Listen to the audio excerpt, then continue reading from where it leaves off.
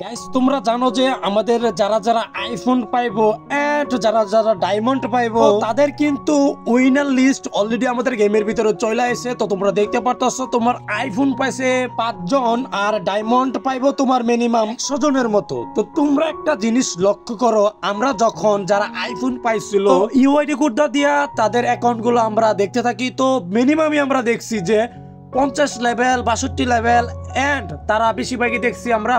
আমার কথা হচ্ছে যারা ভালো প্লেয়ার, যারা অল টাইম খেলছিল প্লাস মিশন গুলো কমপ্লিট করছিল, তাদেরকে ভালো কিছু না দিয়া তারা কিসের জন্য বট বট যে অ্যাকাউন্ট গুলো ছিল তাদেরকে কিসের জন্য আইফোন এন্ড ডায়মন্ড দিল, এটা আমি বুঝতে পারতেছি না। যাই হোক, ওরা পাইছে, এটা তাদের লাক, আর কিছু বলার নাই। ভালো প্লেয়ারের দাম নাই, ভালো কিছুর দাম নাই, এটা তোমরা আগে থেকে পরে সব সময় জানো। এটা নিয়ে আমি আর প্রতিবাদী কোনো ভিডিও বানাবো না, কেননা ভাই এটা ওদের লাক, কিছু করার নাই।